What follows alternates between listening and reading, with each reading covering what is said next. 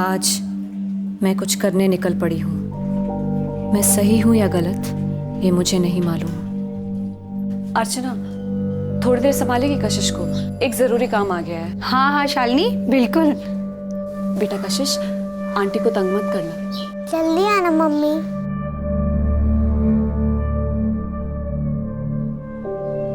मैं वापस आऊंगी या नहीं ये भी मुझे नहीं पता।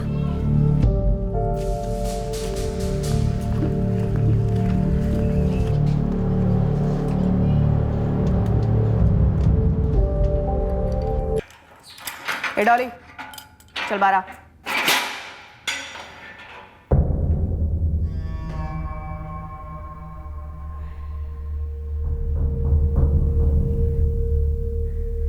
आज जो करने जा रही हूं ये मुझे सालों पहले करना चाहिए था।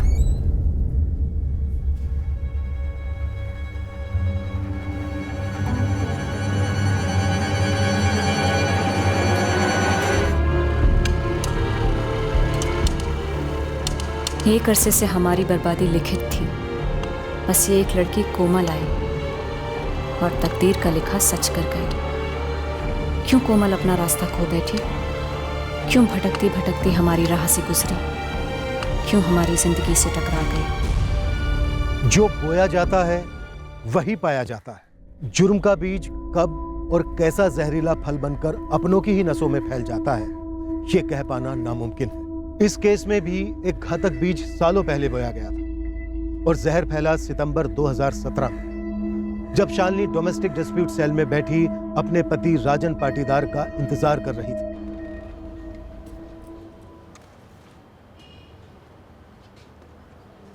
आज फिर लेट है तुम्हारा पति Shalini. The number you have called is currently switched off. Phone भी स्विच ऑफ आ रहा है। लगता है राजन आज भी नहीं आने वाला। तो अब मैसेज कर देती हूँ, कल का टाइम दे देती हूँ। लेकिन अगर कल भी राजन नहीं आया ना शालिनी, तो मेंटेनेंस और एलिमनी के क्लेम पेपर्स बना देते हैं, फाइल कर देते हैं कोर्ट में।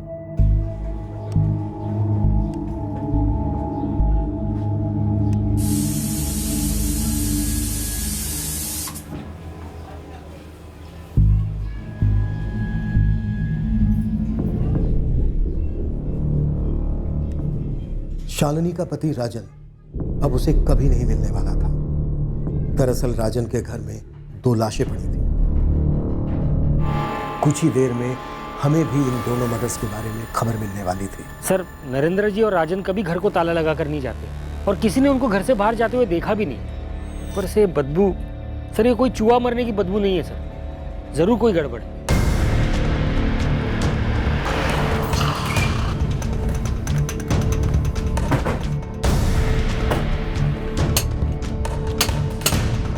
नरेंद्र जी रिटायर्ड बुजुर्ग हैं, मोबाइल फोन नहीं रखते और उनके बेटे राजन का फोन स्विच ऑफ आ रहा है सर। मैं राजन की दुकान पे भी गया था सर, वो कल से वहां पर भी नहीं आया। रिश्तेदार है इनका कोई? हाँ, उनके छोटे भाई प्रकाश जी है, अहमदिया रोड पे रहते हैं। उनको फोन कर दिया है, वो आते ही होंगे।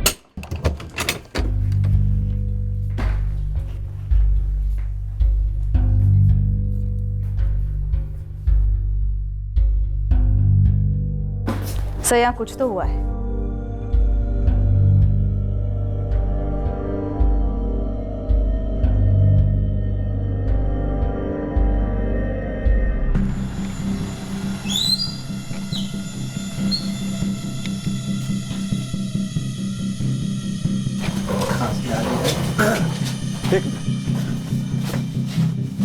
मुकेश जी, क्या हुआ? पता नहीं, पर कुछ ठीक नहीं लग रहा। पुलिस गई है अंदर। सर, यहाँ एक और है। ये मेरे बड़े भाई है, नरेंद्र पाटीदार। ये नरेंद्र जी का बेटा राजन है। ये सब कैसे हो गया? यही तो पता करना है।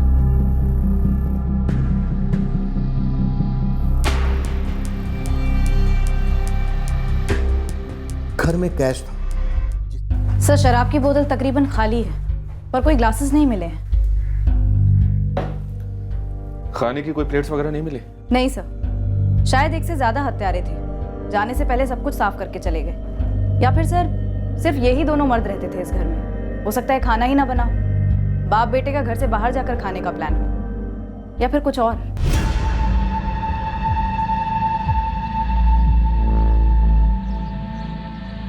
सर मैंने ये ताला पहले कभी नहीं देखा इनके दरवाजे पे, तो मुझे नहीं पता ये इनका है या किसी और का।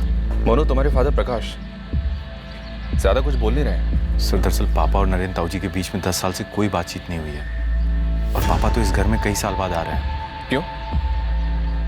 सर, राजन शादीशुदा था, लेकिन पड़ोसियों का कहना है कि किसी ने भी राजन की पत्नी शालिनी को पिछले 5-6 महीनों से देखा ही नहीं। मोनू, राजन की पत्नी शालिनी कहाँ है? सर वो राजन भैया और शालिनी भाभी अलग हुए थे, माने अलग अलग रह रहे थे। तो शालिनी भाभी मायके में अपनी बेटी कशिश और दोनों भाइयों के साथ रह रही हैं। तो इस बारे में शालिनी को खबर की है? नहीं की है सर। पड़ोसियों में से किसी के भी पास ना ही उसका नंबर है, ना ही पता। नंबर मेरे पास है मैडम।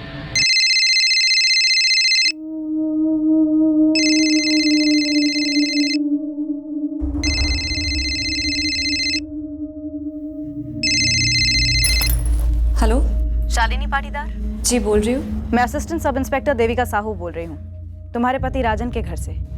बात क्या है जी? तुम्हारे पति राजन और ससुर नरेंद्र दोनों की हत्या हुई है। शालिनी, कैसे? कब हुआ ये?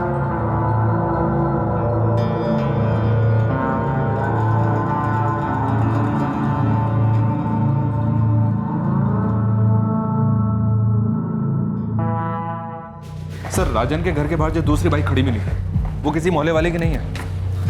तो फिर राजन के घर के बाहर क्यों खड़ी थी?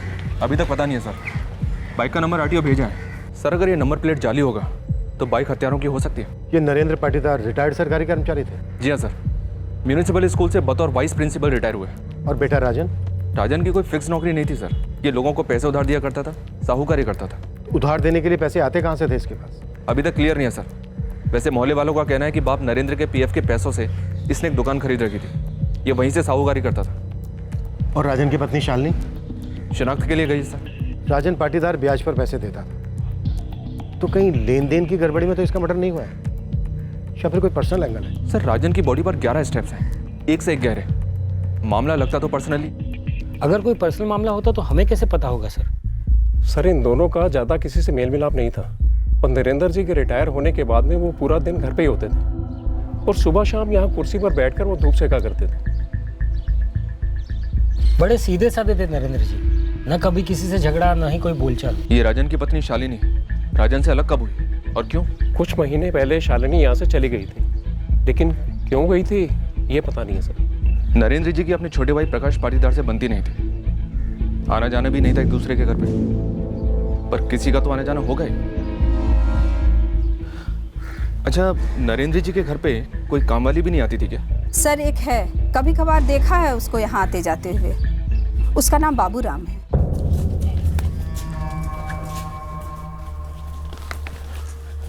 राम राम नरेंद्र जी।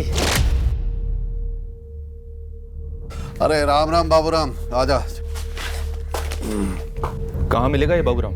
सर ये तो पता नहीं, पर उसका नाम बाबूराम है इतना जानते हैं, और शायद वो नरेंद्र जी का कोई जानने वाला है, पर उसे भी कई दिनों से देखा नहीं आते हुए। आप शालिनी से पूछिए, उसे पक्का पता होगा बाबूराम के बारे में। आप लोगों को कुछ तो पता होगा, राजन और शालिनी अलग क्यों हुए? ये तो पता नहीं सर, लेकिन हवा में ये खबर जरूर आई थी कि शालिनी ने अपने दोनों छोटे भाइयों को यहाँ बुला लिया था। शायद यही बात राजन को रास नहीं आई हो। जी ये बात सच है। राजन को ये बात पसंद नहीं थी कि मैंने मेरे छोटे भाइयों को बुलाया था हमारे घर रहने। कितने छोटे हैं तुम्हारे दोनों भाई? नाबालिग है। अमित 16 का है और उससे छोटा अतुल 14 का होगा अगले महीने।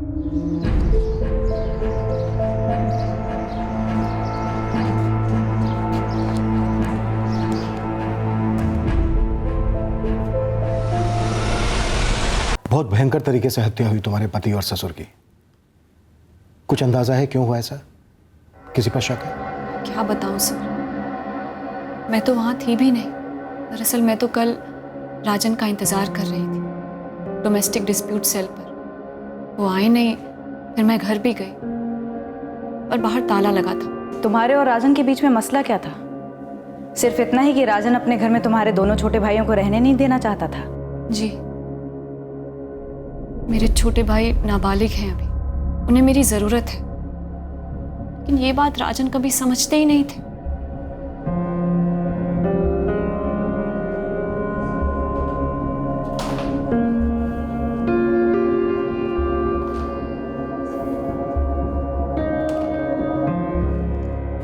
कुछ दिन तो रहने दीजिए राजन, उनका और कोई नहीं है। हमारी बच्ची कशिश का भी हमारे सिवा कोई नहीं है शालिनी।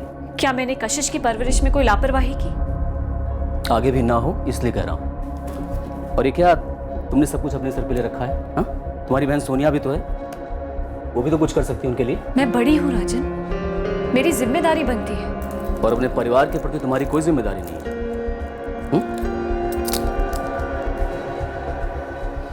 देखो शालिनी, बहुत हो गया। अमित और अतुल से कहो कि आज ही जाए यहाँ से। मैं उन दोनों को बर्दाश्त नहीं कर सकता अब, और इसे मेरा ऑर्डर समझो। और आज के बाद इस पर कोई बहस नहीं होगी। तुम्हारी बहन सोनिया वो कहाँ रहती है? यही भोपाल में, पर वो बेचारी तो अपनी तकलीफों से जूझ रही है। पिछले ही महीने उसके पति धीरज का एक्सीडेंट हुआ था। सोनिया घर पर ही उसकी देखभाल करती है। ऐसे में अमित और अतुल को कैसे भेजती मैं उसके पास?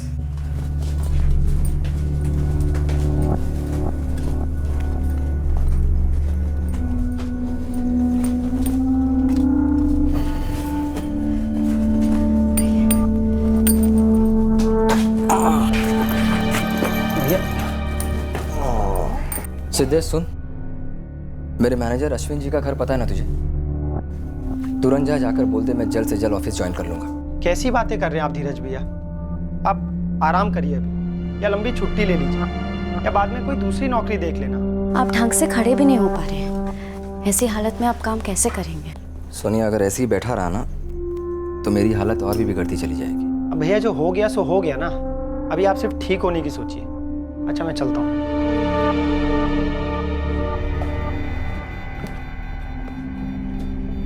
मेरे सामने राजन ने कोई रास्ता ही नहीं छोड़ा था, इसीलिए मैं मजबूरन कशिश को लेकर अपने मायके चली गई, अमित और अतुल के साथ। तुम्हारे मायके में तुम्हारे माँ बाप नहीं है? मेरे पिताजी मेरी माँ को काफी समय पहले छोड़कर चले गए थे, याद भी नहीं कब। मैं बहुत छोटी थी शायद। और माँ? माँ भी कुछ महीनों पहले अचानक से छोड़कर चली गई, बिना कुछ बोले। कोई तो कारण होगा। मेरी माँ बहुत ज्यादा मायूस रहती थी, कुछ बोलते ही नहीं थी कि क्या चल रहा है उसके दिमाग में। बस एक दिन उठकर चली गई। पर कहाँ गई? किसी रिश्तेदार के यहाँ या फिर कहीं और? कुछ पता नहीं सर, बस इतना पता है कि मेरी माँ मेरे दोनों छोटे भाइयों को अकेला छोड़कर चली गई। तुमने राजन का घर छोड़ दिया, तो भी डोमेस्टिक डिस्प्यूट सेल में क्या मसला चल रहा था तुम दोनों के बीच? राजन के घर से चले जाने के बाद राजन आए दिन मेरे मायके आते, मुझ पर दबाव डालते, मुझे खूब पीटते और एक ही बात बोलते कि वापस आ जाओ कशिश के साथ। मेरा घर बर्बाद करेगा तू? हाँ? तुझसे शादी करके बहुत बड़ी गलती की मैंने आपके पिताजी की सेवा बहुत शिद्दत से की है। कभी कहा आपसे कि वो हमारे साथ नहीं रह सकते, या कभी कहा कि आप उनकी जिम्मेदारियां नहीं उठा सकते? अरे बाबा है मेरे वो। ये दोनों मेरे छोटे भाई हैं। देख, या तो तू चुपचाप कशिश को लेकर घर आ जा, वरना तलाक का नोटिस भेजाता हूँ तेरे पास में। उसका नाक रगड़ती हुई आएगी ना तो भी मेरे घर का दरवाजा नहीं खुलेगा तेरे लिए, याद रखना। आप अपनी जिम्मेदारियों से पल्ला नहीं झाड़ सकते राजन। मैं पल्ला झाड़ू हूं जिम्मेदारियों से? बिल्कुल अपनी माँ के नक्शे कदम पर चल रही हो तुम। जैसी माँ वैसी बेटी। आए दिन वो आते, मुझे पीटते, रोज रोज के हंगामे से तंग आ गई थी मैं। फिर एक दिन हिम्मत करके पुलिस कंप्लेन कर दी। फिर राजा ने डाइवोर्स की धमकी दी, लेकिन मुझे डाइवोर्स नहीं चाहिए था। मुझे मेरी जिंदगी चाहिए थी, मेरा परिवार चाहिए था, लेकिन मुझ पर जिम्मेदारियां भी तो थी अपने दोनों भाइयों की। मुझे दोनों घर संभालने थे, मेरा अपना और मेरे भाइयों का। क्या कोई पाप है, गुनाह है कि एक औरत अगर अपने छोटे भाइयों का ख्याल रखना चाहे? शालिनी, ये बाबूराम कहाँ मिलेगा? वो तो मेरे ससुर जी के कुछ पर्सनल काम से आया करते थे। मेरे जाने के बाद अगर उन्हें रखा गया होगा तो मुझे नहीं पता, वरना 7 महीने पहले तक तो घर का सारा काम मैं ही करती थी। हर काम खुशी खुशी करती थी, किसी को शिकायत का मौका नहीं देती थी। मेरी बेटी, मेरे पति, ससुर जी, सबका ख्याल रखती थी।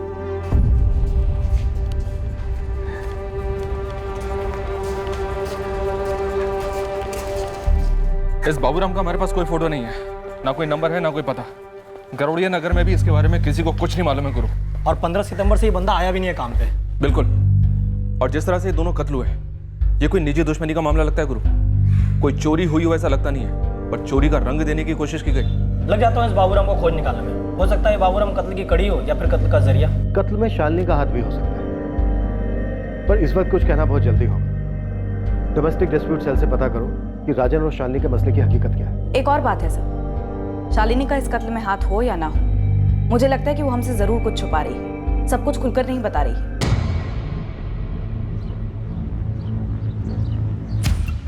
लोग झूठ बोल सकते हैं, सच को छिपा सकते हैं, पर सच के पदचिन्ह सामने दिख ही जाते हैं और झूठ के दरवाजे तक ले ही जाते हैं। सर, हमने राजन पाटीदार के फ़ोन का पासवर्ड क्रैक कर लिया। 15 सितंबर की रात 2:15 बजे यानी 16 सितंबर की अर्ली मॉर्निंग उसका फ़ोन एक्टिव था। बात हुई थी किसी से। कॉल राजन ने किया था या किसी ने उसे किया था? उसे कॉल आया था किसी मोनू नाम के बंदे का। मोनू? मोनू पाटीदार?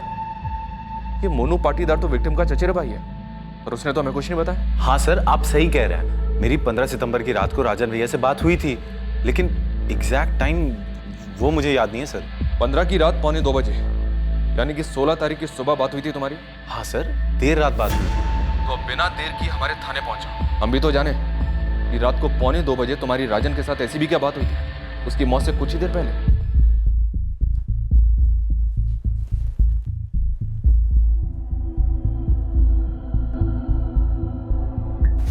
17 सितंबर की डेट दी थी मैंने राजन पाटीदार को कि आए यहाँ और अपना जो भी फैसला है हमें बता दें, डिवोर्स लेना है या सुलह करनी है।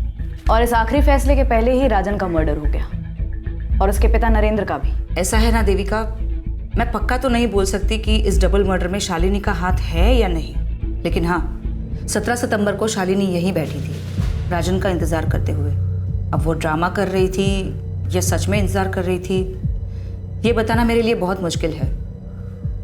आखिर मैं एक काउंसलर हूँ, जासूस नहीं। वंदना, आपको क्या लगता है, क्या राजन शालिनी से सच में डिवोर्स लेना चाह रहा था या सुलह करना चाह रहा था? सच बोलूँ ना तो मुझे ये राजन का कैरेक्टर बिल्कुल समझ में नहीं आया, और ना ही ये समझ में आया कि शालिनी के माइंड में क्या चल रहा है। क्यों? ये केस हमारे पास बतौर कंप्लेंट आया था शालिनी की तरफ से कि राजन उसे मारता है, और जब मैं इन दोनों को साथ में बिठाकर यहाँ सुलह करवाने की कोशिश कर रही थी तब राजन ने कह दिया कि उसे डिवोर्स चाहिए। ठीक है, बहुत हो गया, इस बात को यही खत्म कर दो। मैं तलाक के लिए राजी हूं। अगर दोनों का यही फैसला है तो बिना लड़ाई झगड़े के कर देते हैं डिवोर्स। क्यों शालिनी? मैंने अभी तक डाइवोर्स का नाम तक नहीं लिया, मुझे नहीं चाहिए डाइवोर्स। तो और क्या चाहिए तुझे? हाँ, दोनों की सवारी करेगी, एक तरफ अपने मायके की चाकरी करेगी और दूसरी तरफ मैं अकेला सड़ता रहूंगा, ना शादी का सुख ना औलाद का सुख। मैं घर लौटने को तैयार हूं। पहले राजन ने एकाएक डिवोर्स की बात करके चौंका दिया, और फिर शालिनी जो हमारे पास घरेलू हिंसा की फरियाद लेकर आई थी एकदम से उसके साथ घर लौटने को तैयार हो गई क्योंकि राजन ने डिवोर्स की बात कही। शायद यही वजह रही होगी। बात यहीं पर खत्म नहीं होती। जब राजन से मैंने कहा कि डिवोर्स के बाद कितने खर्चे होंगे एलिमनी और मेंटेनेंस को लेकर, तो फिर से पलट गया। कहा कि मुझे मंजूर है शालिनी मेरे साथ घर लौटे।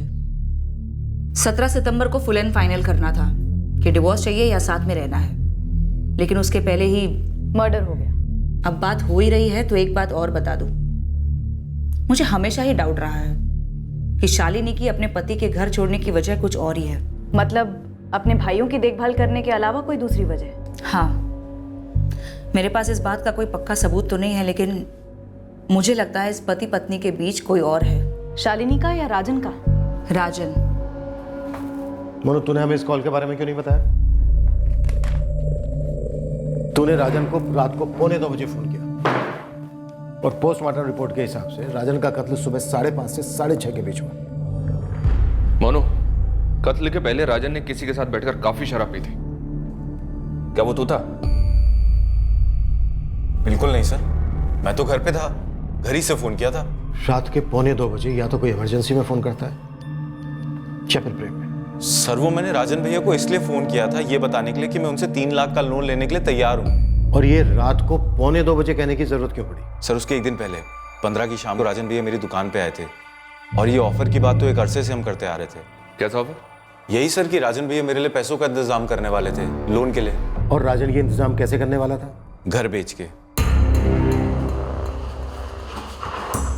तो क्या सच में घर बेच रहे हो आप? अब अच्छा ऑफर मिल रहा है तो क्या करूं? देख, दुकान तो है ही है, वहीं ऊपर एक कमरा बना दूंगा, बाबूजी वहाँ शिफ्ट हो जाएंगे और मैं नीचे दुकान में, और घर का पैसा डाल दूंगा रोलिंग में, ऐश करूंगा। और शालिनी भाभी और कशिश वो दोनों वापस नहीं आ रहे हैं क्या? उनकी छोड़, काम की बात कर। तुझे नई दुकान डालनी है ना, यही सही मौका है। मैं तुझे बैंक से भी कम ब्याज पे लोन दूंगा, तेरा भी काम आसान हो जाएगा, मेरा ही फायदा। मैं सोच के बताता हूँ भैया। सोच, लेकिन ज्यादा मत। गरम पैसा हमेशा हाथ में नहीं रहता, सब लोन मांग रहे हैं। अब तू तो अपना खून है, तेरा फायदा मेरा फायदा, मतलब इससे अच्छा आइडिया क्या हो सकता है? घर का पैसा घर में ही रहेगा ना। मैं ही हिचकिचा रहा था क्योंकि मैंने सुन रखा था राजन भैया के तरीकों के बारे में। कैसे तरीके? सर राजन भैया कोई लोन की किस्त देने में एक दिन भी लेट करता ना तो उसको बहुत जलील करते, खूब खरी खोटी सुनाते, तू तड़ाक में बात करते, गिरवी में कोई ना कोई सामान उठवा लेते। मुझे ये सब में नहीं पड़ना था, लेकिन कम ब्याज का लालच था तो बस मैं रात में सोचने बैठा और फोन लगा दिया उन्हें। सर यकीन कीजिए मेरा, मैं झूठ नहीं बोल रहा हूँ। राजन घर कैसे बेच रहा था? और शालिनी को ये बात पता थी कि राजन घर बेच रहा है? इन दोनों के बीच सुलह होने वाली थी, डिवोर्स। ये सब मुझे कैसे पता होता सर? तभी सामने से खुद मैंने पूछा राजन भैया से, शालिनी भाभी और कशिश उनका क्या होगा घर बेचने के बाद? मजा नहीं आ रहा है मोनू तेरे झूठ में। चल अब सच बोलते हैं, तेरे नरेंद्र ताऊ और राजन भैया को किसने मारा? सर मुझे कैसे पता होगा सर? आप मेरे मम्मी पापा से पूछे। आप वो जो फोन लोकेशन निकालते हैं ना सर, फोन लोकेशन निकालिए, आपको मेरे घर की लोकेशन मिलेगी। तुझे पता है हम फोन की लोकेशन भी निकालते हैं। सर टीवी पे हर क्राइम शो में तो वही दिखाते हैं ना। और ये भी दिखाते हैं कि शातिर से शातिर क्रिमिनल आखिर में पकड़ा ही जाता है। सर मैं कोई क्रिमिनल विमिनल नहीं हूँ सर, मैं उस रात घर पे था, पूरी रात घर पे था सर। झोल है। जी हाँ सर। सर क्या वाकई में ऐसा हो सकता है कि राजन घर बेचने वाला हो, शालिनी को इसकी भनक तक ना हो? मुझे लगता है यहाँ कुछ लोग बहुत कुछ बोल नहीं रहे। अगर राजन का इरादा सच में घर बेचने का था सर, तो इस बारे में उसने किसी से तो बात की होगी, कोई तो घर खरीदने वाला भी होगा। और घर बेचने से शायद किसी को आपत्ति भी हो सकती है, शालिनी या फिर राजन के फादर नरेंद्र। क्या उनकी जिंदगी भर की कमाई थी ये घर? सर मोनू के फादर प्रकाश और राजन के फादर नरेंद्र दोनों सगे भाई थे, पर दोनों में रंजिश थी। 10 साल से दोनों बात नहीं कर रहे थे। घर नरेंद्र ने खुद बनाया था या फिर पुश्तैनी था? और अगर पुश्तैनी था तो फिर ये घर ही मसला रहा होगा दोनों भाइयों के बीच। सर कमाल करते हो आप सर, मैं साफ साफ बोल चुका हूं जो बोलना था। मैंने कुछ नहीं किया सर, मुझे जाने दीजिए ना।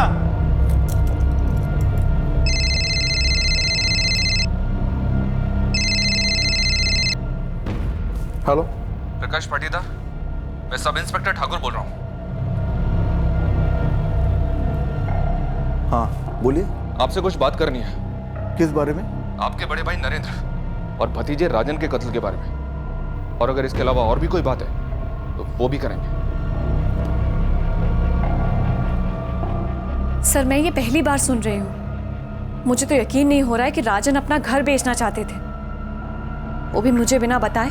शालिनी हमारे साथ लुका छुपी कौन खेल रहा है, मोनू या तुम? मैं राजन के बारे में क्यों कुछ छुपाऊंगी सर? मेरे बच्ची के पिता थे वो, उनसे सुलह करके घर लौटना चाह रही थी मैं। तुम वाकई में घर वापस लौटना चाह रहे थे? सर आप मुझ पर शक कर रहे हैं? मुझ पर? सर आरटीओ पेपर्स, राजन की बाइक के पास में जो बाइक पार्क थी वो किसी जितेंद्र चौबे के नाम पर रजिस्टर्ड है। ये जितेंद्र राजन के ही मोहल्ले का है?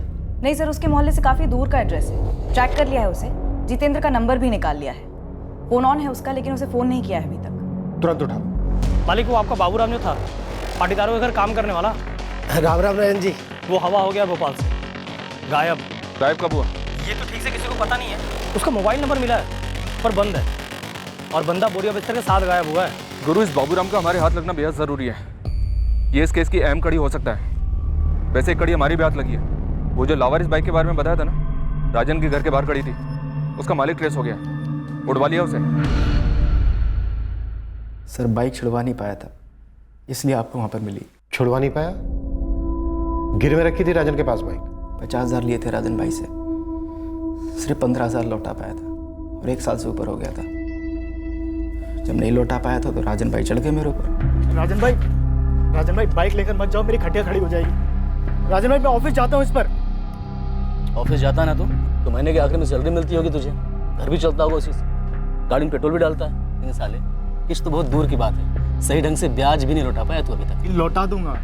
लौटा दे, तुझे बाइक लौटा दूंगा। 6 महीने हैं तेरे पास, पूरे पैसे मुझे मिल गए तो ठीक है, नहीं तो बेच दूंगा इसे। राजन भाई ऐसा मत करो राजन भाई। शेर बकरी से दोस्ती कर लेगा तो घास खाने के दिन आ जाएंगे। पैसे लेके आ, बाइक लेके जा। किस मुंह से उन्हें रोकता साहब, मैं बताओ। 4 महीने तक कुछ नहीं दे पाया, बाइक वहीं पड़ी रही। और तू वहां पहुंचा 15 सितंबर की रात को। गुस्से में आकर तूने राजन को मार डाला और साथ में उसके बूढ़े बाप को भी। साथीदार कौन था तेरा? जो दूसरा देनदार? ये सब क्या बोल रहे सर आप? मैं ईमानदार आदमी हूँ, ईमानदारी से अपना काम करता हूँ। मैंने ना अपनी बहन की शादी के लिए 50,000 रुपये लिए थे राजन भाई से, क्योंकि मेरी उनसे पुरानी जान पहचान थी और मैंने आज तक कोई गलत काम किया ही नहीं है। चुप रहना भी गलत काम होता है जीतू। तेरी ये बाइक की तस्वीर भोपाल के हमने हर अखबार में छापी थी। ऐसा हो ही नहीं सकता कि तूने देखी ना हो। देखी थी। फिर भी चुप रहा, क्योंकि चोर की दाढ़ी में तिनका। कोई तिनका उनका नहीं था सर, मैं डरा हुआ था। आप लोगों ने बाइक की तस्वीर ऐसे छापी थी जैसे बाइक का मालिक ही खूनी हो। मैंने ये सोचा कि मैं सामने से जाऊंगा, मेरी लग जाएगी। तो अब क्या कम लगेगी तेरी? सर मैं एक सीधा आदमी हूँ, मेरी एक गलती कि मैं लोन नहीं लौटा पाया, लेकिन मेरा लौटाने का इरादा पक्का था और लौटा भी देता। राजन भाई जब बाइक लेकर गए थे ना, थोड़ा दुख हुआ था, तकलीफ हुई थी, लेकिन वो तो अपनी जगह गलत नहीं थे। मेरी कोई रंजिश थोड़ी थी राजन भाई के साथ। रंजिश गलत शब्द है। खटास से हमारे बीच खटास। वजह? जमीन। राजन जो घर बेच रहा था, पूछता नहीं था? सर पहली बात तो मुझे मालूम ही नहीं था कि वो घर राजन बेच रहा है कि नहीं। कैसे मालूम होगा? और दूसरी बात, वो पुश्तैनी नहीं था। नरेंद्र भाई साहब ने खुद अपनी कमाई से खरीदा था। तो फिर कौन सी जमीन का मसला था? पुश्तैनी खेत। नरेंद्र भाई साहब थोड़े अड़ियल किस्म के इंसान थे। बड़ाई साहब ने बस रख लिया, छोटा मुझे दे दिया, जबकि जरूरत ज्यादा मुझे थी। बात पुरानी है, लेकिन गुस्सा तो बना रहा। लेकिन राजन और मोनू में बनती थी। वो एक दूसरे से मिलते थे, बात करते थे, पर उनमें क्या बातें होती थी वो मुझे पता नहीं। पर राजन घर बेच रहा है ये बात सिर्फ मोनू को पता थी, शालिनी को भी नहीं। ऐसा कैसे हो सकता है? सर आप मोनू पर शक कर रहे हो? सर जरा सोचिए, राजन को और नरेंद्र भैया को मारकर क्या वो घर मोनू का हो जाता? बिल्कुल नहीं। शालिनी और कशिश का हो जाता? होता नहीं होता, हमसे क्या मतलब, लेकिन हमारा तो नहीं होता ना सर। सर मोनू ने कुछ नहीं किया, प्लीज उसे छोड़ दीजिए आप। प्रकाश जी, एक बाबूराम है जो आपके भाई के घर काम करता था, क्या ये उसका किया कराया हो सकता है? किसी ने उसे पैसे दिए ऐसा करने के? प्रकाश जी, क्या बाबूराम ऐसा कर सकता है? सर ये बाबूराम जो है वो नरेंद्र भैया जिस स्कूल में उपाध्यापक थे वहां पे चुटपुट काम किया करता था। और मैं कैसे बता सकता हूं कि उसी ने नरेंद्र भैया का खून किया नहीं किया? हो भी सकता है, नहीं भी हो सकता है, लेकिन मोनू ने नहीं किया। आप मोनू को छोड़ दीजिए प्लीज। अगर बाबूराम ने ये किया है तो किसके कहने पर किया होगा? किसके लिए किया होगा? उसकी किसी के साथ कोई पुरानी दुश्मनी, कोई भड़ास? पता नहीं अब वो कहाँ। गुस्से में घर छोड़कर चली गई थी। शालिनी के साथ हमारी बात हो रही है, वो अपने मायके में ही है। शालिनी नहीं, मैं रानी भाभी की बात कर रहा हूँ, नरेंद्र भाई साहब की पत्नी। वो जिंदा है? उनके साथ होती तो जीते जी मर जाती। नरेंद्र भाई साहब अच्छे पति नहीं थे।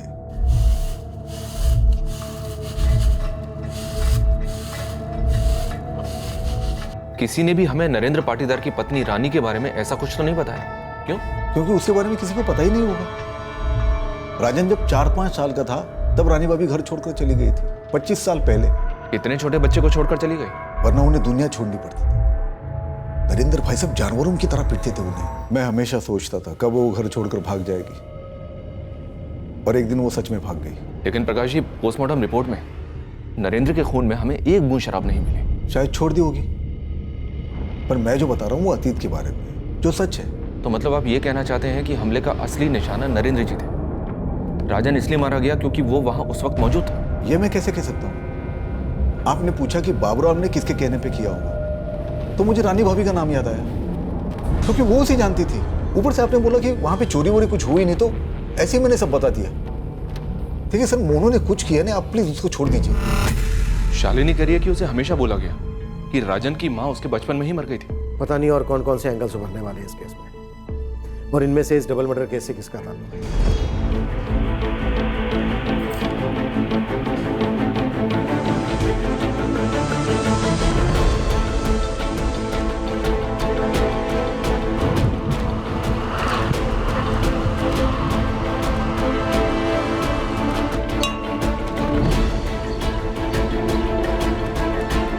मुझे माफ कर दो भगवान,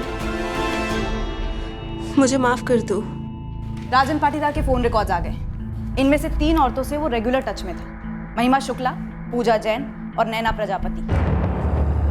पिछले 8 महीने में लगभग रोज राजन की बातें इन तीनों से होती थी, कभी कभी तो कई कई घंटों तक, पर इनमें से किसी का भी नाम सामने नहीं आया है। यहाँ काफी कुछ ऐसा है जो हमसे छिपाया जा रहा है। इस घरेलू झगड़े को काउंसलर तक ले जाने के कारण भी मुझे गड़बड़ लग रही है। माजरा कुछ और है और पेश कुछ और किया जाता है। फिर तो इस डबल मर्डर की प्लानिंग काफी पहले से हुई होगी सर। कम से कम एक मर्डर की तो हुई होगी, दूसरा कत्ल हो गया होगा।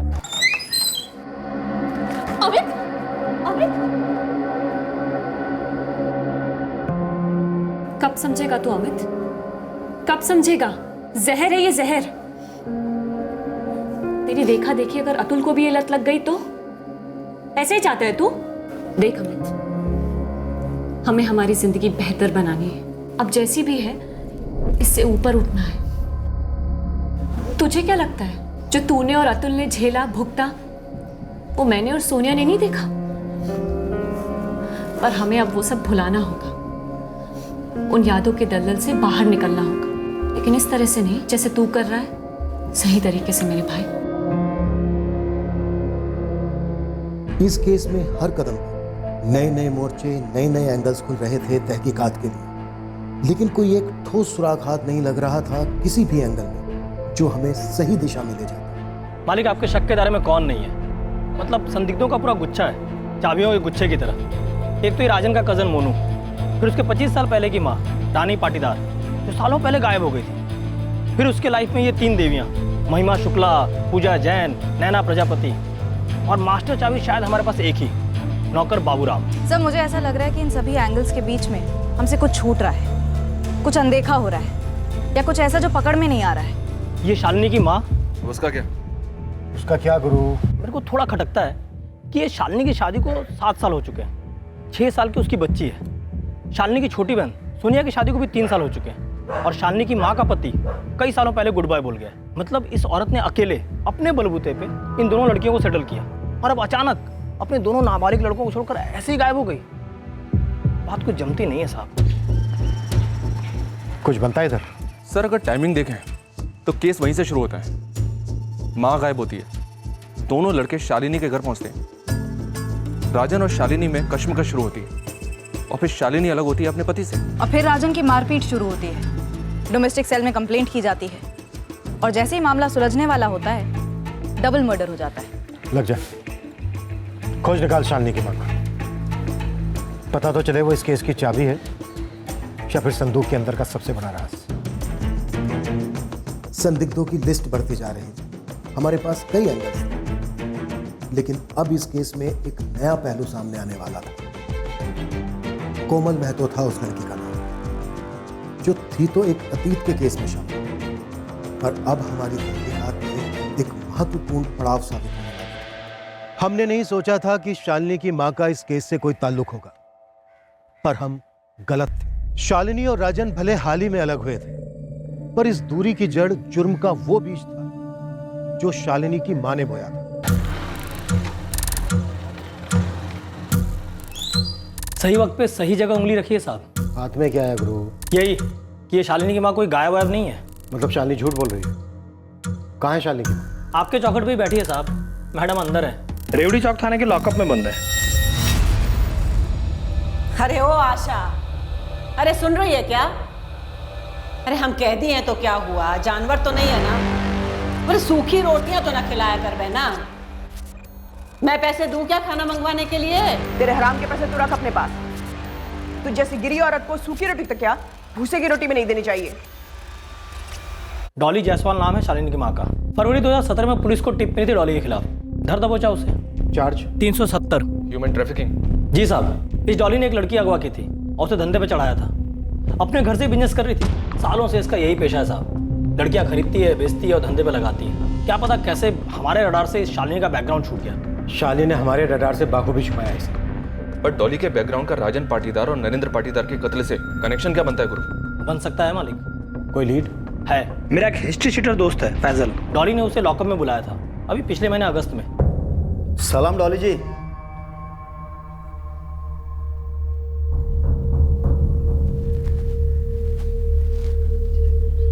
सुन, तू भोजपुर जा।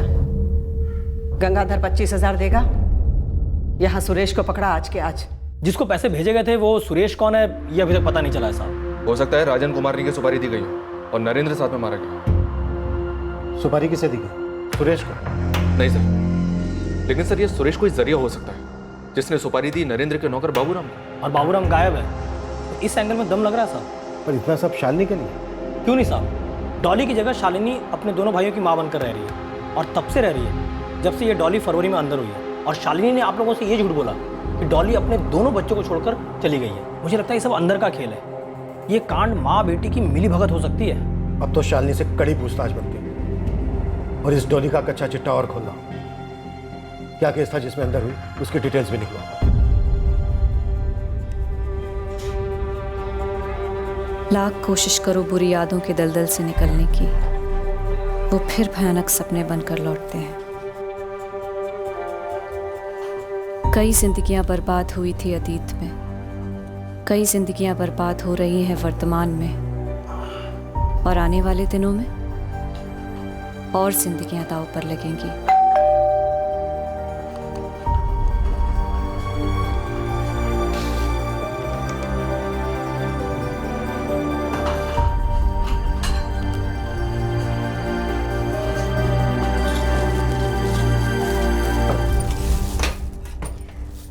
तुझे राजन जीजा जी को छोड़ना नहीं चाहिए था दीदी।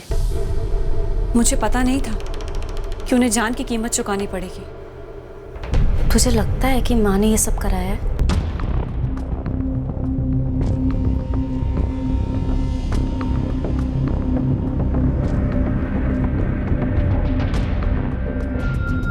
अब भी एंगल्स अनेक, सवाल बेशुमार थे और हम तरस रहे थे उस ब्रेक थ्रू, उस एक ठोस सुराग के लिए जो कील ठोक देता इस केस में। ये 7 महीने पहले का ट्रैफिकिंग केस क्या था जिसके चलते शालिनी की मां डॉली जायसवाल गिरफ्तार हुई? क्या इस हत्याकांड का शालिनी के बहनोई धीरज गुर्जर के एक्सीडेंट से कोई ताल्लुक था, या इस केस का कनेक्शन उन 3 लड़कियों से था जिनसे राजन पाटीदार की अक्सर फोन पर बातें होती थी, जिसके चलते शालिनी ने गुस्से में अपनी मां डॉली के जरिए राजन का कत्ल कर दिया? क्या इस डबल मर्डर केस में बाबूराम एक अहम खिलाड़ी था? क्या उस तक पहुंचने से इस केस को ब्रेक थ्रू मिलने वाला था?